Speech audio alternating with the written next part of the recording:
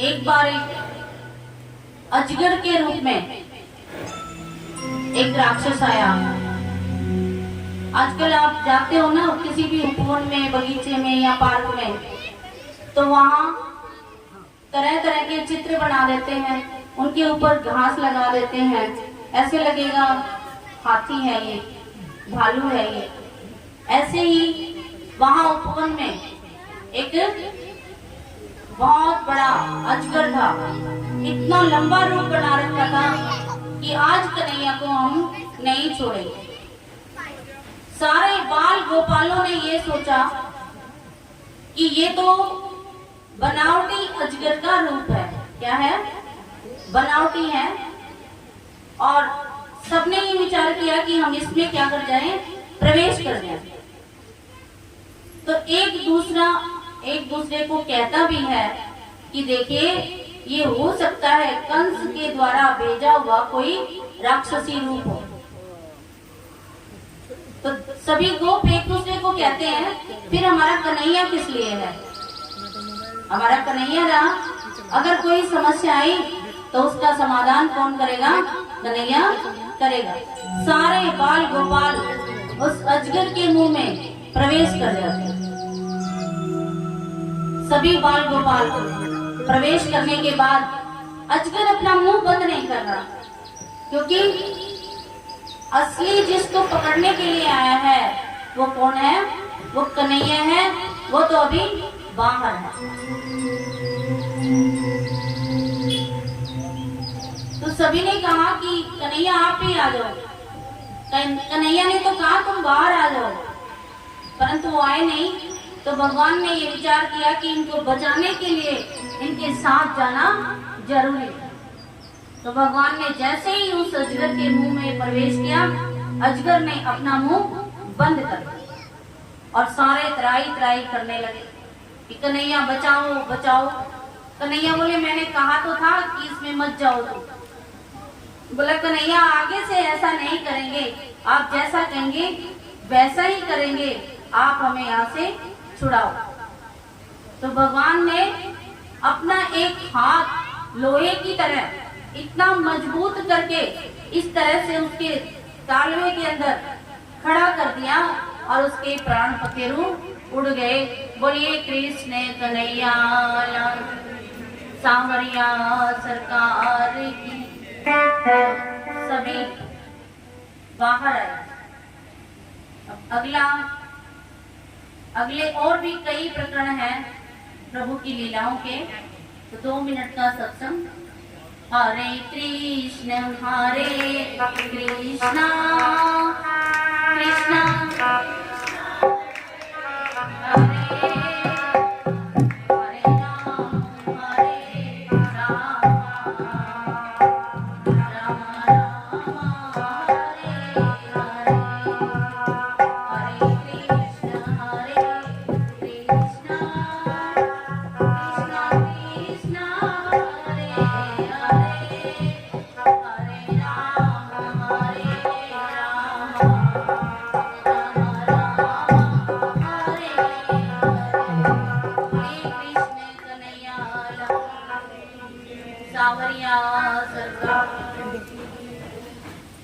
यमुना का जल पहले मीठा नहीं था,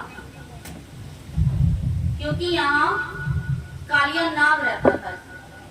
यमुना के जल में कालिया नाग रहता था और कालिया नाग की फुफकार से सारा जल, जिधर वृंदावन है उस तरफ का जल विषैला था। ग्वाल एक बार बहुत अधिक प्यासे होने के कारण उन्होंने उस जल को पी लिया।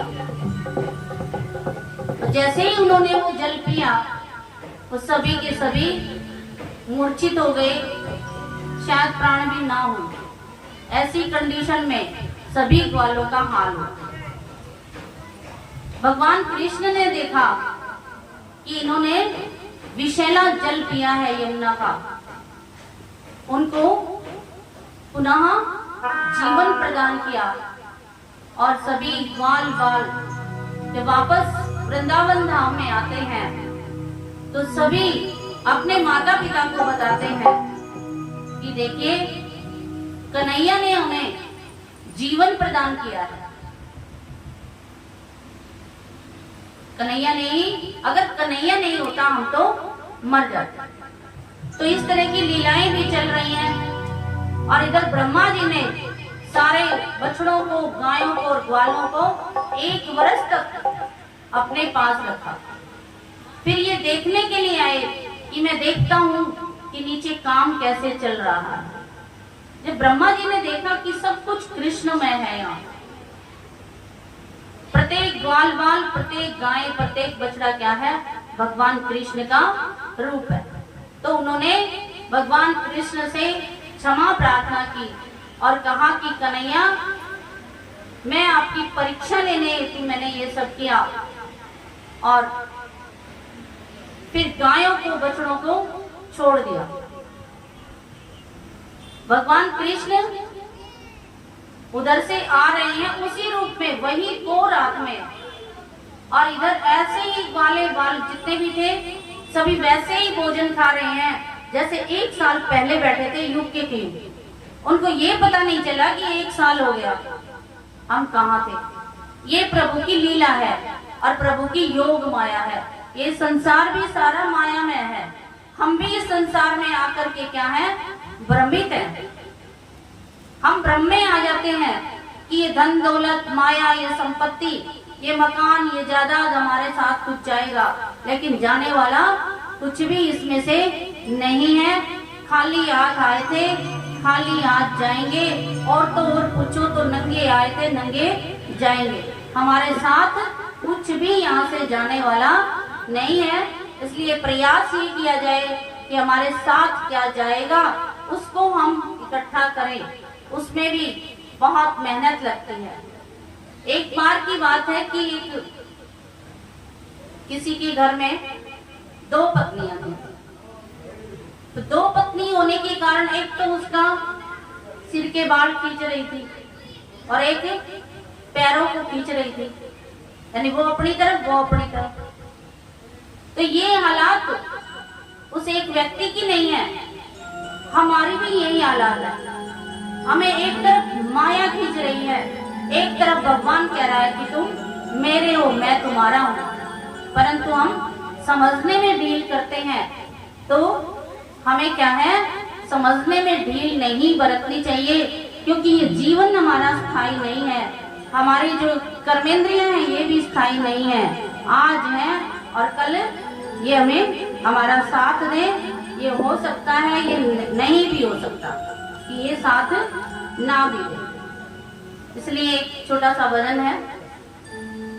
भजन करो मस्त जवानी में, बुढ़ापा किसने देखा है। भजन करो मस्त जवानी में, बुढ़ापा किसने देखा है। भजन करो मस्त जवानी में, बुढ़ापा किसने देखा है।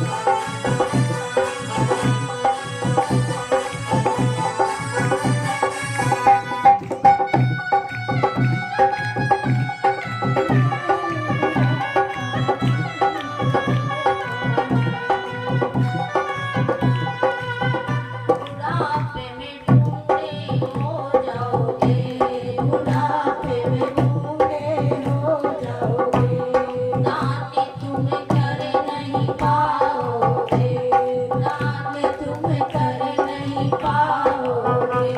दानी करो मस्त जवानी में बुढ़ापा किसने देखा। दानी करो मस्त जवानी में बुढ़ापा किसने देखा।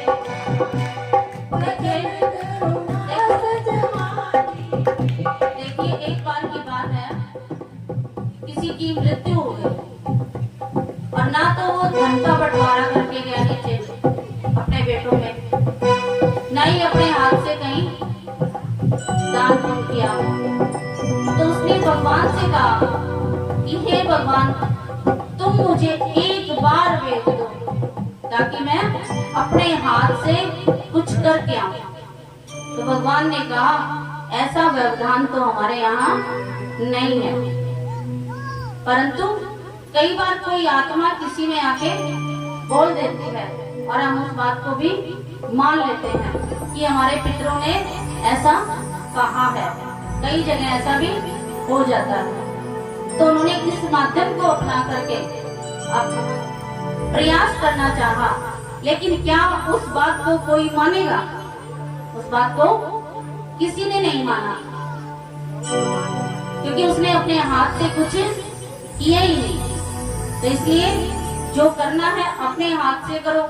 बेटों को देना है तो बेटों को दो, जिसको जो देना है अपने हाथ से ही करो। और भजन भी करना है तो अभी से बच्चों को भी अभ्यास कराओ, अभी से शुरू करो। बुढ़ापे में गूंगे हो जाओगे, बुढ़ापे में गूंगे हो जाओगे, भजन तुम कर नहीं पाओगे, भजन तुम कर नहीं पाओगे। भजन करो मस्त जवानी में बुढ़ापा किसने देखा है। भजन करो मस्त जवानी में बुढ़ापा किसने देखा है। भजन करो मस्त जवानी में बुढ़ापा किसने देखा है। बोले कृष्ण कन्हैया लाल की जय, सावरिया सरकार की जय। देखिए ये बड़े सौभाग्य का विषय है कि आपके यहाँ कथा पितृपक्ष में चल रही है और आप अक्षरश कथा को सुन रहे हैं। तो ये कथा अवश्य पितरों की मुक्ति हेतु भी प्रदान होगी।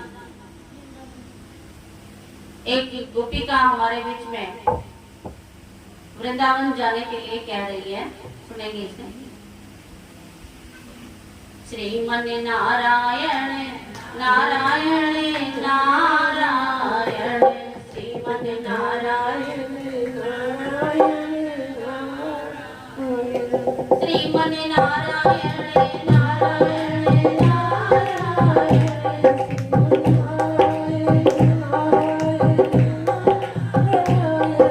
श्रीमन नारायण नारायण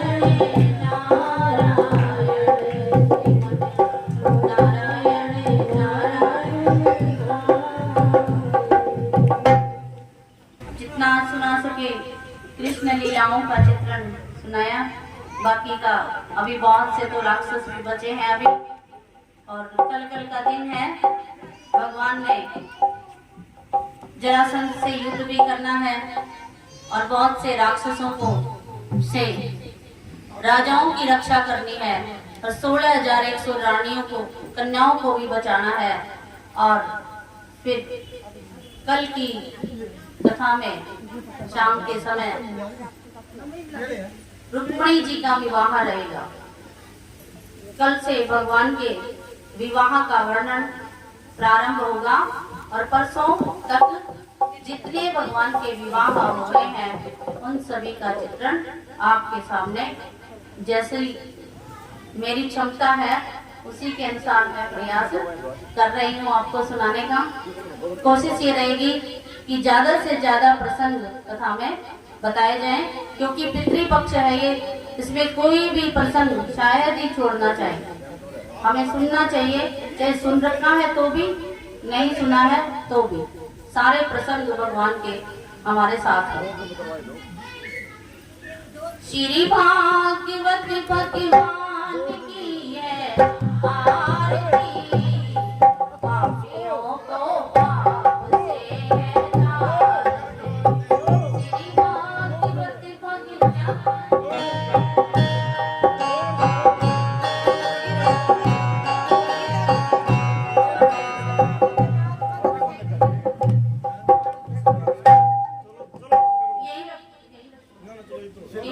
भगवान नहीं, अभी गए थोड़े हैं, कोई बात नहीं, आरती हो जाती है, परिक्रमा कर लेंगे। इधर गेट की तरफ रख देना, ठीक हो जाएगी। इधर गोवर्धन महाराज उधर से बनाए हुए हैं। इनका कल ये प्रसंग भी बताएंगे कि भगवान कृष्ण ने गोवर्धन पर बैठ करके किस प्रकार से इंद्रदेव को भोग दिया जाता था, वो भोग किस प्रकार से गोवर्धन महाराज ने किया। श्री भागवत भगवान की है आरती, पापियों को पाप से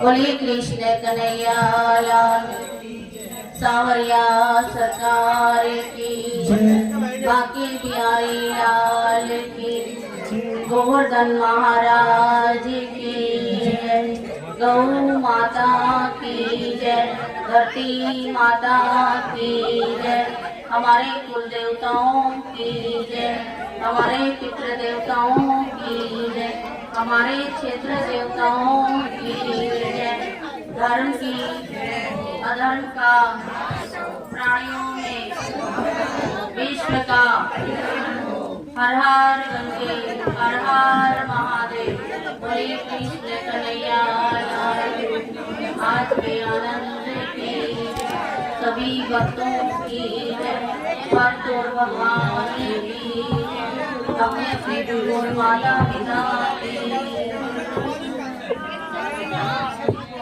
Please like and share.